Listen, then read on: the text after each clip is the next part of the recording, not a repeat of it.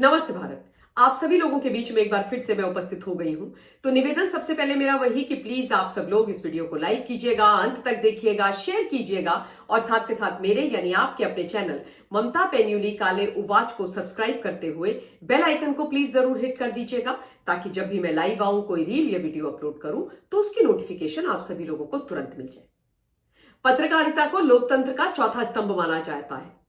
Print media से हो या इलेक्ट्रॉनिक मीडिया से हो, जितने भी जर्नलिस्ट हैं उनसे ये देश और देश की जनता ये उम्मीद रखती है कि ये लोग अपनी काम के साथ ईमानदारी बरतते हुए, जिम्मेदारी के साथ जो सच है, जो देश के पक्ष में काम है, जो खबर है, उसको जनता के बीच में रखेंगे निष्पक्ष होकर के।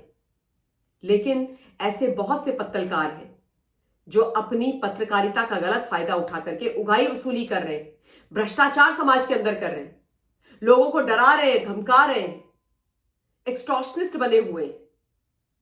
और ऐसे पत्रकारों पर एक्शन होना बहुत आवश्यक है। द हिंदू न्यूज़पेपर, ये नाम तो आपने सुना ही होगा। द हिंदू का एक बहुत बड़ा संपादक पत्रकार गिरफ्तार हुआ है ईडी के द्वारा। और गिरफ्तारी इन भाई साहब की जो हुई है वो जबरन वसूली के मामले में हुई है, लोगों को धमकाने के मामले में हुई है, आपराधिक विश्वासघात को लेकर, धोखाधड़ी को लेकर के और आपराधिक गबन के मामलों को लेकर के हुई है। और इस पत्रकार का नाम है महेश लांगा। महेश लांगा द हिंदू का गुजरात में कॉरेस्पॉन्डेंट है, संपादक है। और अहमदाबाद में ही इसकी गिरफ्तारी ईडी के द्वारा हुई है, पीएमएलए के एक्ट के तहत। और जो पीएमएलए का स्पेशल कोर्ट है उसने महेश लांगा की ईडी को 28 फरवरी तक के लिए रिमांड दी है। मैं आपको यह बता देती हूं कि पिछले साल अक्टूबर में गुजरात की पुलिस ने महेश लांगा की गिरफ्तारी करी थी। जीएसटी इनपुट टैक्स क्रेडिट के मामले में गड़बड़ झाला करने का भी इस व्यक्ति के ऊपर बहुत बड़ा आरोप है। अहमदाबाद की पुलिस ने पहले इसके ऊपर एक एफआईआर दर्ज करी थी। और ये जो एफआईआर दर्ज करी थी उसमें तमाम जो धाराएं लगी थी वो लगी थी आपराधिक विश्वासघात, धोखाधड़ी, आपराधिक गबन और लोगों को लाखों रुपए के नुकसान पहुंचाने की। और जब ये एफआईआर दर्ज हुई, उसी के आधार पर बाद में ईडी ने इसको इन्वेस्टिगेट करना आरंभ कर दिया। ईडी ने बकायदा ये बताया है कि यह व्यक्ति जबरन लोगों से वसूली किया करता था, फाइनेंशियल नेक्स्ट लेवल की हेराफेरी किया करता था, द हिंदू का पत्रकार होने की धौंस दिखाता था, द हिंदू के नाम से लोगों को डराता था।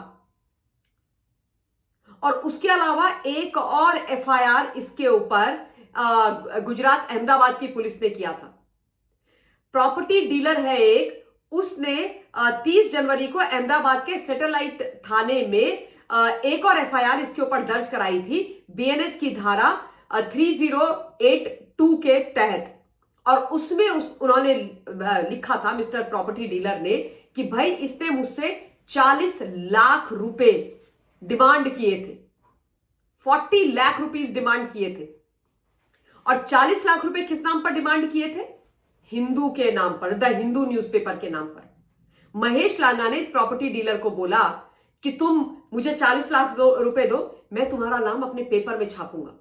और मेरे न्यूज़पेपर में, जो कि एक बहुत बड़ा न्यूज़पेपर है, बड़ा प्रतिष्ठित न्यूज़पेपर है, उसमें यदि तुम्हारा नाम छपेगा तो उससे तुम्हारे बिजनेस में तुमको फायदा होगा।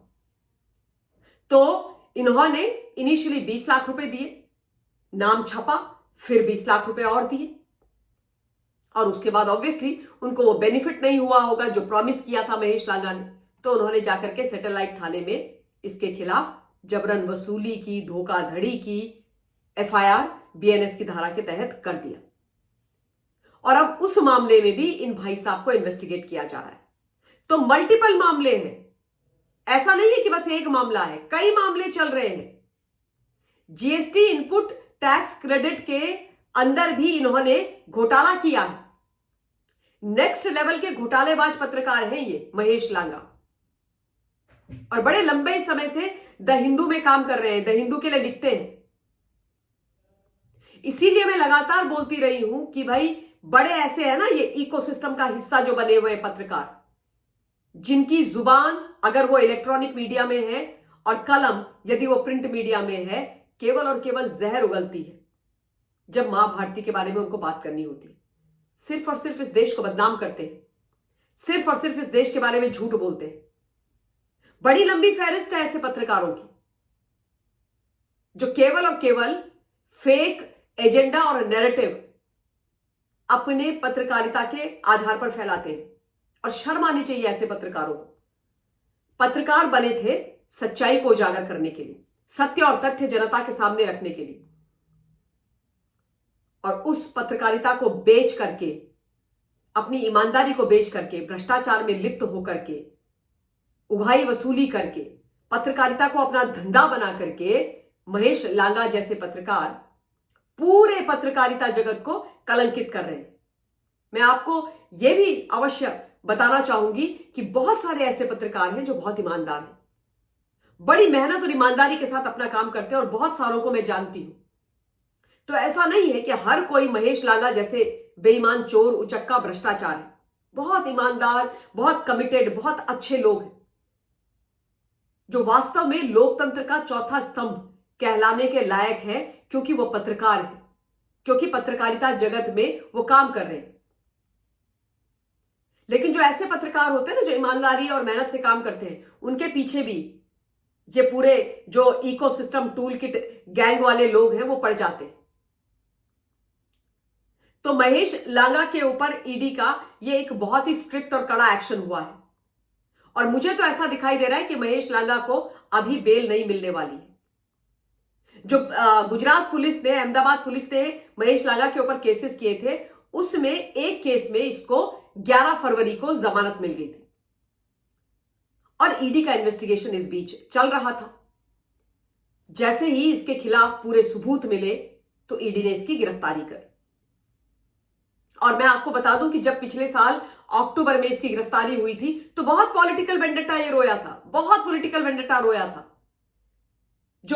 जो मीर जाफर टाइप पत्रकार है, उन्होंने तो आकर के बोल दिया कि देखो, इसको, एक पत्रकार को गिरफ्तार कर दिया। मतलब पत्रकार भ्रष्टाचार कर रहा है, लोगों को धमका रहा है, जबरन वसूली लोगों से कर रहा है, द हिंदू की धौंस दिखा रहा है, और उसके खिलाफ एक्शन ना हो। आप सोचो, द हिंदू न्यूज़पेपर में किसी व्यक्ति का नाम छापने के लिए 40 लाख रुपए की रकम। यह आपको रियलिस्टिक लग रहा है? कहीं से सही लग रहा है? 40 लाख रुपीस नाम छपवाने के लिए पता नहीं क्या क्या सब्ज बाग दिखाए होंगे।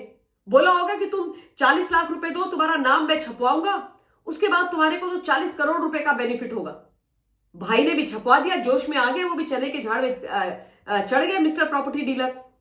और उसके बाद क्या हुआ? ठन ठन गोपाल, नीलबटा सन्नाटा, कुछ फायदा नहीं हुआ होगा। 40 लाख रुपए भी गए और चवन्नी का धंधा नहीं मिला। तो उसके बाद उन्होंने इनके खिलाफ एफआईआर कराई। तो खैर, अब ईडी ने इनको पकड़ लिया है। बाकी भी चीजें निकल करके आएंगी इनके बारे में, वो मैं आपको बताती रहूंगी। लेकिन इस समय इस वीडियो के लिए इतना ही। बहुत बहुत धन्यवाद। जय हिंद।